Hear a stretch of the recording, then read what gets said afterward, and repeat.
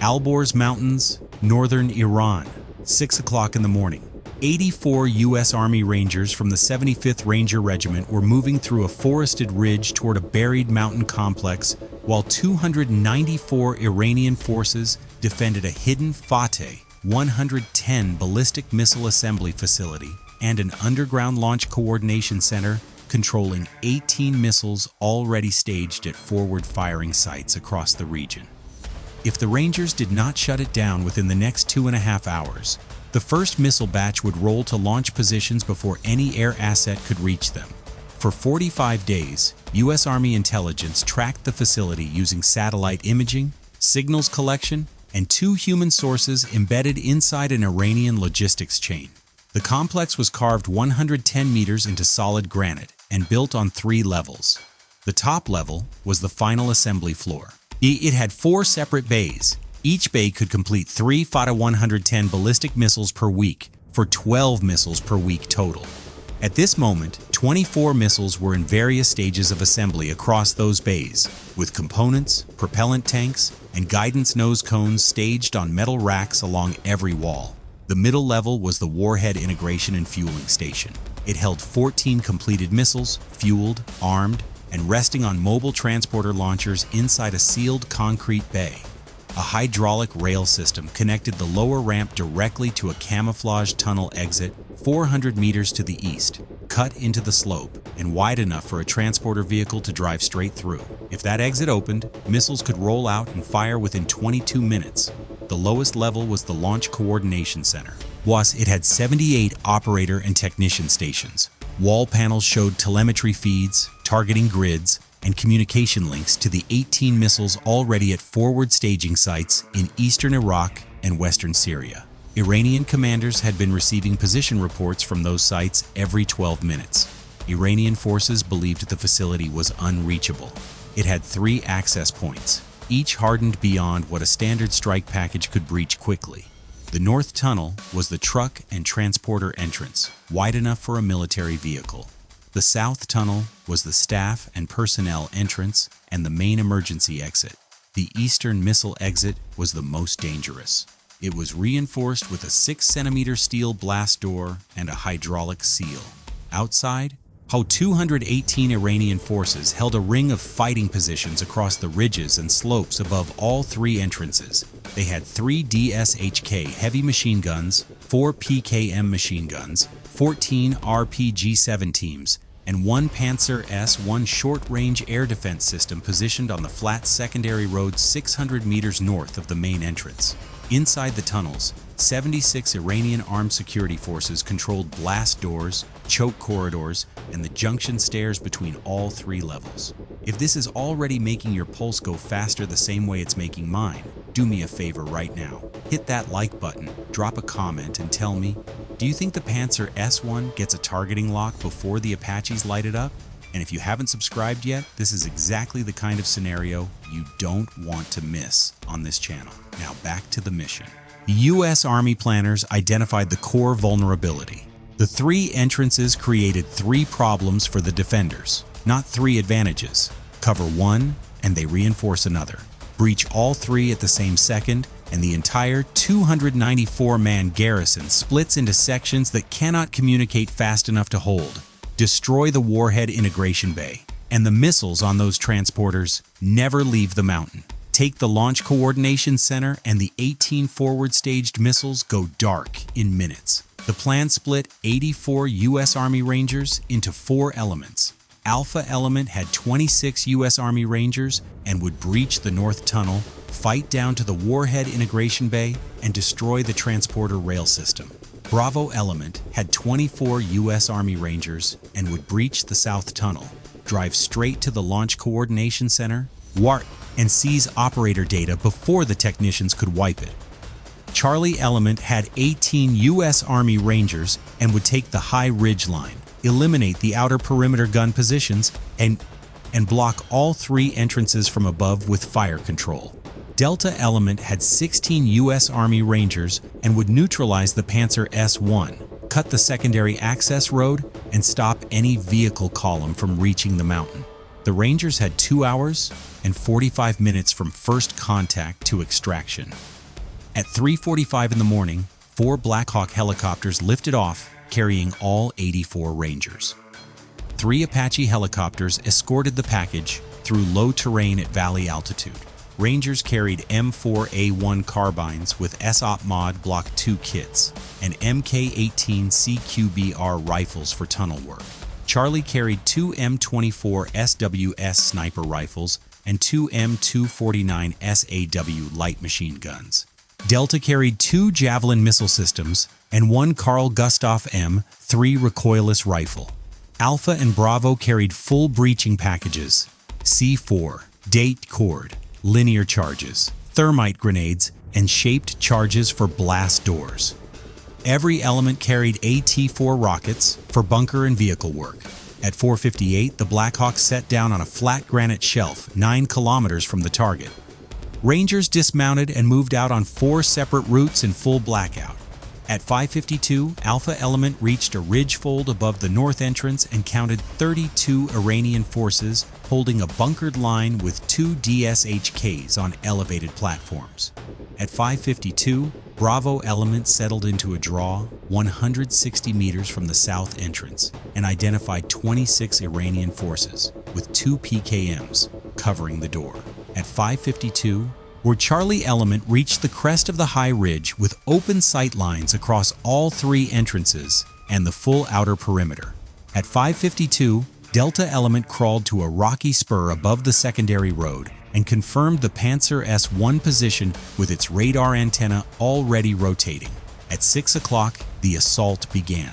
The Apaches came over the ridge at full speed and fired. 1 AGM-114 Hellfire struck the Panzer S-1 radar mount and shattered it. The system went offline instantly. A second Hellfire hit the trench line west of the north entrance. Iranian forces scattered from the position and reached for radios. In the same second, Charlie Element opened fire. The 2 M24 SWS rifles dropped the DSHK gunners on the elevated platforms in 4 shots. The M249 SAWs swept the outer slope. Iranian forces pressed into cover and could not advance. At 6:02, the Alpha Element hit the north entrance. 2 Rangers fired AT-4 rockets at the steel door hinges from separate angles. Both doors blew inward. Alpha threw 8 flashbangs through the breach. Alpha rushed in behind MK18 rifles at close quarters. Iranian forces fired AK-74 bursts through the smoke and dust. Alpha answered with short-controlled M4A1 bursts and fragmentation grenades. A DSHK gunner inside the bunker alcove tried to rotate the barrel. A Ranger fired 1 Carl Gustaf M3 round into the alcove wall. The DSHK stopped. At 6:04, Bravo Element hit the south entrance. 2 AT-4 rockets struck the door from offset positions. The door buckled and went in. Bravo threw 6 flashbangs and pushed the corridor. 2 PKM gunners opened fire at 30 meters. Now Charlie Element read the muzzle flash positions and put both gunners down with M24 SWS shots through the entrance opening. Bravo took the first junction in under 50 seconds and pushed deeper into the tunnel. At 6:06, Iranian forces reacted. A force of 52 Iranian troops moved to reinforce the south tunnel from an interior barracks room. Charlie Element pinned 28 of them in the open with saw fire and M24 shots. Delta dropped the group's radio operator with an M4A1 burst at 180 meters. The remaining 24 pressed into a side corridor and stalled. On the north side, 22 Iranian forces moved with RPG-7 teams toward the blown door to block Alpha. The Apaches rolled in and fired 30mm cannon runs along the slope. The RPG teams stopped. At 6:08, Alpha pushed into the north tunnel. The passage was wide, lit with cage bulbs, and sloped downward. An Iranian barricade at 40 meters inside had a PKM and 6 AK-74 rifles firing outward. Alpha went low and returned fire. A breacher placed a linear charge across the barricade support beam and detonated it. The structure collapsed inward. 2 grenades went through the wreckage. The PKM stopped. Alpha stepped over the debris and drove downhill toward the assembly floor. At 6:10, Bravo hit the first blast door inside the south tunnel. It was a solid steel vault-type door with a manual locking bar. 2 Iranian forces fired through the vision port. Bravo placed a shaped charge on the locking bar and a second charge on the lower hinge. Both fired at the same second. The door blew inward and hit the floor hard. Bravo threw 4 flashbangs through the gap and entered. A PKM position on the far landing opened up. Bravo answered with MK-48 Mod 0 machine gun bursts and 2 grenades. The landing cleared in 75 seconds. Bravo drove downward. At 6:12, Iranian technicians inside the Launch Coordination Center began emergency shutdown procedures. Operators grabbed printed targeting folders and reached for hard drives. 2 technicians started physically cutting cable bundles at the relay racks. Bravo pushed faster. A ranger fired a burst into the corridor camera dome at the stairwell. A second ranger grabbed the main power feed bundle to the internal alarm system and sheared it with a blade and a hard pull. Interior screen feeds on that corridor went dark. Iranian forces inside lost their visual on Bravo's approach. At 6:14, Charlie shifted to direct coverage of all 3 entrances. Iranian forces attempted to move a reserve group of 34 troops into the north entrance behind Alpha's breach point. Charlie dropped 8 with M24 shots and broke the advance into the tunnel mouth. Delta spotted 4 Iranian military trucks moving fast from a garrison post 18 kilometers down the valley road. Delta designated the lead vehicle. An Apache fired 1 Hellfire. The lead truck exploded and blocked the entire road at the bend. The remaining 3 vehicles pulled off the road and stopped. At 6:16, Alpha reached the junction corridor that branched toward the assembly floor entrance. 14 Iranian forces held the junction with AK-74s and 3 RPG-7s. Alpha fired hard. An M249 SAW ran a 6-second burst to drop heads below cover. 2 Rangers slid C4 blocks onto the corner walls on both sides and detonated them simultaneously. The blast opened the junction and pushed the RPG teams back. Alpha reached the assembly floor door. At 6:18, Bravo reached the final reinforced door at the top of the Launch Coordination Center stairwell. A breacher set a shaped charge on the hinge side and a second on the locking bar. The charge fired. The door swung off its mount and dropped. At 6:20, Alpha breached into the assembly floor. 4 bays spread across the room with racks of missile components, propellant cylinders, and guidance sections on every surface. 38 Iranian armed guards fired from behind equipment racks and component cages. Alpha used bounding movement in fire pairs. 2 Rangers fired an AT-4 into a barricade of metal crates along the far wall. The blast collapsed the barricade. Workers ran for the rear storage rooms. Alpha cleared the floor bay to bay from right to left and pushed toward the warhead integration level door. At 6:22, Bravo breached the Launch Coordination Center. C4 fired the latch. 8 flashbangs went through. Bravo entered fast and tight. 78 operator and technician stations filled the room. 4 large wall screens displayed targeting grids and missile telemetry for the 18 forward-staged weapons. 24 Iranian forces tried to fight from behind console banks with AK-74s. Bravo cut them down with MK-18 and MK-48 fire and grenades. The remaining operators froze. 38 raised their hands. 16 tried to force the rear equipment hatch. Bravo blocked it and pulled them back. Rangers zip-tied 54 operators and technicians and pushed them against the far wall. At 6:24, Iranian forces outside made a final push at the north entrance. 64 Iranian troops advanced uphill behind a DSHK on a vehicle mount. Charlie engaged with both M24 rifles and both SAWs. Delta moved to a new firing position and launched a javelin at the vehicle mount. The missile hit the truck and destroyed the gun. The advance broke into scattered small groups. A K-74 fire from the slope dropped off to single shots within minutes. At 6:26, Alpha reached the warhead integration bay. A PKM fired down the ramp between two parked transporter launchers. Alpha used smoke grenades to cut the sight line. An Mk-48 gunner suppressed from the ramp edge. Two Rangers flanked along the bay wall and threw grenades behind the PKM position. The PKM went silent. Alpha secured the bay. 14 complete Fateh 110 missiles sat on mobile transporter launchers on the hydraulic rail system. All 14 were fueled. The Alpha wedged both blast doors so they could not seal and called in the demolition team. At 6:28, Bravo began exploitation. Rangers pulled 18 hard drives from the server racks at the primary targeting consoles. They seized 12 encrypted radio handsets, 7 signal relay modules, and a printed launch order binder with grid coordinates for all 18 forward missile positions.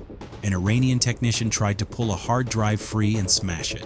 A Ranger grabbed the technician's arm, disarmed him, and zip-tied him to a rack upright. Bravo cut the main antenna trunk line with date cord and a single charge. 3 of the 4 wall screens went to static. At 6:30, the 18 forward-staged missiles at sites across Iraq and Syria lost their coordination link. Launch controllers at those sites could no longer receive updated targeting data or launch authorization codes. Without the coordination center feeding authorization pulses every 20 minutes, the forward systems defaulted to hold. At 6:32, Alpha set thermite charges across all 4 assembly bays. Blocks went onto the propellant racks, the guidance section workbenches, and the hydraulic rail control panels for the warhead bay. The transporter launchers each received a linear charge along the chassis rail. Timers set. Not fired yet. Bravo placed thermite on 28 primary server units, 14 targeting relay boxes, and the main fiber junction cabinet that carried telemetry to the forward sites. Shaped charges went onto the wall screen hardware and the primary radio transmission console.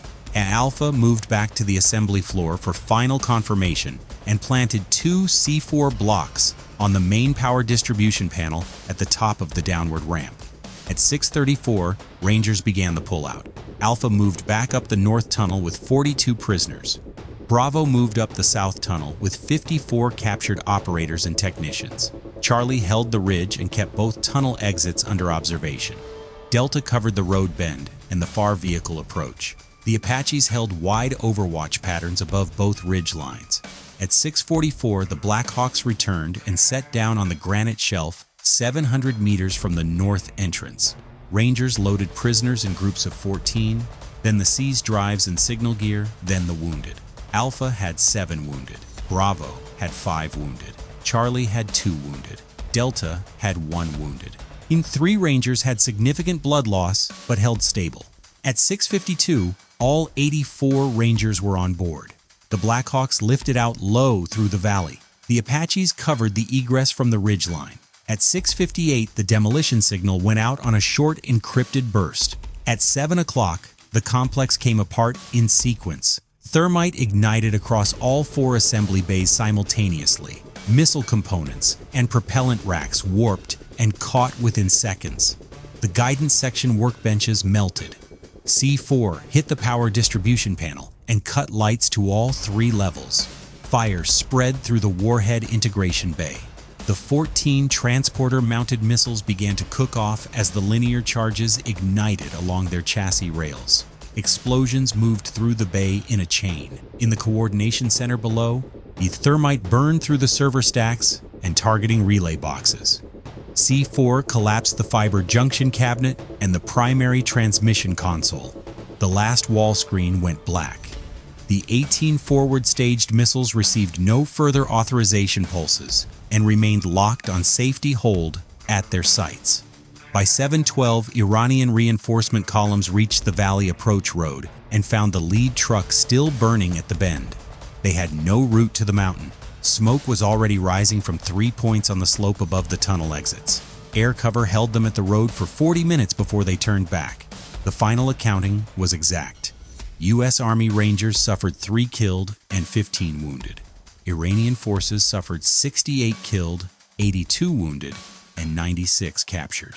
The destroyed assembly floor equipment, hydraulic rail systems, power infrastructure, Gawindine and server networks totaled $240 million. The 14 warhead integrated missiles destroyed in the integration bay totaled $112 million. The 18 forward-staged missiles rendered permanently inoperable without coordination data totaled $198 million.